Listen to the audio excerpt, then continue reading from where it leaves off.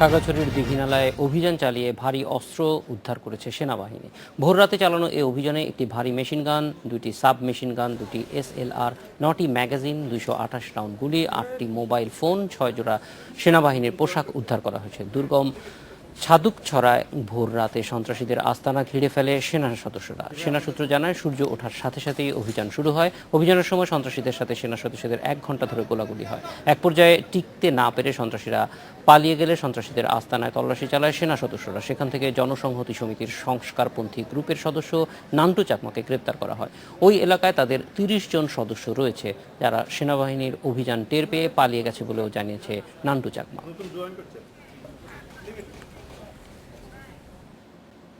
অভিযানের বিষয়ে খোঁজ রাখেন আমাদের প্রধান প্রতিবেদক মামুন আবদুল্লাহ, জানবো তার কাছে। মামুন আবদুল্লাহ, এই ধরনের অভিযান আমরা সাম্প্রতিক সময়ে যথেষ্ট বেশি দেখতে পাচ্ছি। আমরা জানি যে শান্তি চুক্তির পরে যে পরিস্থিতিটা এখন পার্বত্য এলাকায় আছে, তাতে সেনাবাহিনীর অভিযানের প্রয়োজনীয়তাটা কেমন, কতটুকু প্রয়োজন পড়ছে এই সময়, বা এটার প্রেক্ষাপটটা কি মামুন আবদুল্লাহ?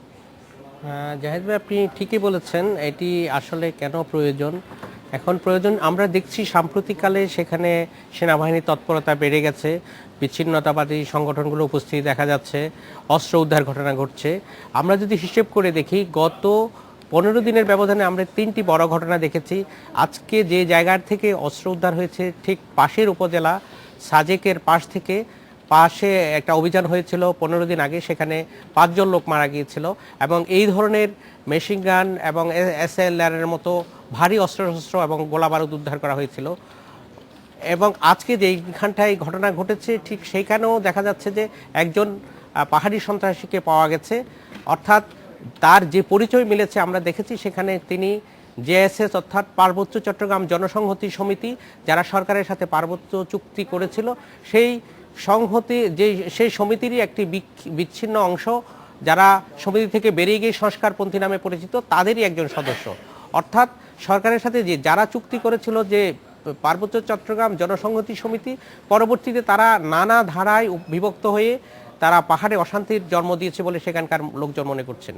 কারণ জনসংহতি সমিতি এবং সরকারের সাথে যে 1997 সালের 2রা ডিসেম্বর যে চুক্তিটি হয়েছিল, সেই চুক্তির মোদ্দা কথা ছিল যে পাহাড়ে শান্তি প্রতিষ্ঠিত হবে এবং যারা সশস্ত্র অবস্থায় যারা বিচরণ করত তারা অস্ত্র সমর্পণ করেছিল। কিন্তু আমরা কি দেখলাম, সেই 1997 সালের পর থেকে এই পর্যন্ত প্রায় 300 জনের বেশি লোক মারা গেছে শুধুমাত্র অভ্যন্তরীণ কলহে।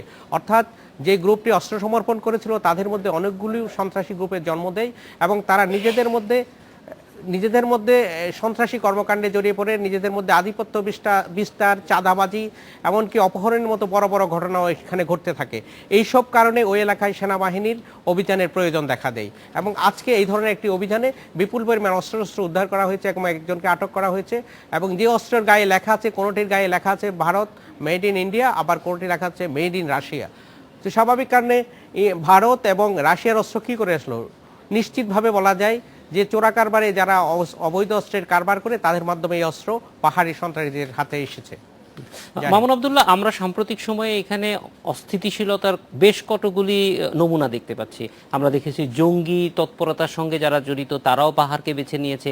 একই সঙ্গে সীমান্তের ওপারে মিয়ানমারের কিছু বিচ্ছিন্নতাবাদী অর্গানাইজেশন, তারাও বাংলাদেশের ভূমি ব্যবহার করছে এবং একই সঙ্গে শান্তি চুক্তির যে পক্ষগুলি ছিল তাদের থেকে বেরিয়ে এসে আপনি যেটা বলছিলেন, এবং UPDF তাদেরও কিন্তু কিছু তৎপরতা আছে।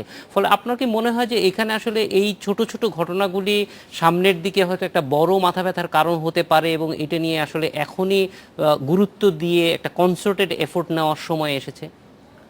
আপনি ঠিকই ধরতে পেরেছেন বিষয়টি, যে সাম্প্রতিক সময় একটি অস্থিরতা দেখা যাচ্ছে।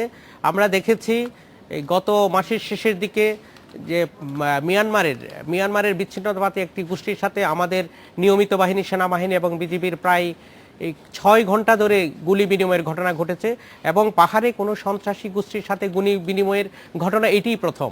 এত দীর্ঘ সময় ধরে একটি নিয়মিত বাহিনীর সাথে যুদ্ধ করা রীতিমতো সেটা ছিল অস্বাভাবিক একটা বিষয়।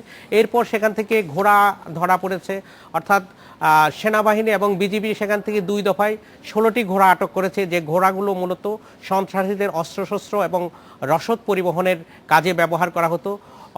নিশ্চয়ই আপনার অজানা নয় যে যে পাহাড়ি অঞ্চলটিতে এই সন্ত্রাসী কর্মকাণ্ড ঘটছে সেটি খুবই দুর্গম এলাকা। সেখানে পায়ে পায়ে চলার মতো কোনো পথই নেই, এতটা দুর্গম যে সেখানে মালামাল পরিবহনের কোনো সড়ক পথ নেই কিংবা কোনো পায়ে হাঁটা পথ নেই। এই কারণে মূলত এই প্রাণীগুলোকে অস্ত্র এবং তাদের রসদ এবং তাদের বিভিন্ন সামগ্রী পরিবহনের জন্য সন্ত্রাসীরা ব্যবহার করত। এবং এই 16টি ঘোড়া আটকের পর থেকেই একটি গোষ্ঠী মরিয়া হয়ে উঠে তারা বিভিন্নভাবে সেনাবাহিনীকে নাজেহাল করার চেষ্টা করে। এবং পরবর্তীতে আমরা দেখেছি যে গত 2 সপ্তাহ আগে দেখেছি 5 জন লোক মারা গেছে যারা সংস্কারপন্থী হিসেবে পরিচিত জেএসএস এর, এবং আজকে অস্ত্রশস্ত্র উদ্ধার করা হলো। এইসব দেখেই মনে হচ্ছে এখানে একটি খুব সাময়িক নিকট সামনে একটি অস্থিতিশীলতার লক্ষণ দেখা যাচ্ছে। এটি সেনাবাহিনীর কয়েকজন কর্মকর্তার সঙ্গে আমি আজকে দুপুরে আলাপ করেছিলাম, তারা বলছেন যে তাদের অভিযান সেখানে জোরদার হয়েছে মূলত তো এই তথ্যকে সামনে রেখে যে সেখানে কোনো একটি গোষ্ঠী একটি অস্থিতিশীলতা সৃষ্টির চেষ্টা করতে পারে। এই কারণে তারা ব্যাপক অভিযান শুরু করেছে এবং তাদের কৌশল হিসেবে তারা নিয়েছেন যে পাহাড়ি বিভিন্ন সন্ত্রাসী গোষ্ঠী আছে, তাদের এক গোষ্ঠীকে অন্য গোষ্ঠীর বিরুদ্ধে ব্যবহার করা হচ্ছে। অর্থাৎ এর আগে 2 সপ্তাহ আগে যে এখানে 5 জন মারা গিয়েছিল এবং সেখানে অস্ত্রশস্ত্র যে গ্রুপ থেকে উদ্ধার করা হয়েছিল তাদের প্রতিপক্ষ একটি গ্রুপকে তারা কাজে লাগিয়েছিল। অর্থাৎ সংস্কারপন্থীদের আজকে মারা হচ্ছে, ইউপিডিএফকে মারা হচ্ছে, পরবর্তীতে হয়তো কৌশল হিসেবে তারা ইউপিডিএফ কিংবা সংস্কারপন্থী থেকে কাউকে তাদের ভাগে এনে তাদেরকে কাজে লাগিয়ে হয়তো জেএসএস পন্থী যাদের হাতে অবৈধ অস্ত্রশস্ত্র আছে তাদেরকে ঘায়েল করা হবে। এই ধরনের একটা পরিকল্পনা সেখানে কর্মরত নিরাপত্তা বাহিনীর আছে বলে আমার কাছে আপাত দৃষ্টিতে মনে হচ্ছে। মামুন আব্দুল্লাহ, অনেক ধন্যবাদ আমাদের সঙ্গে যোগ দেওয়ার জন্য।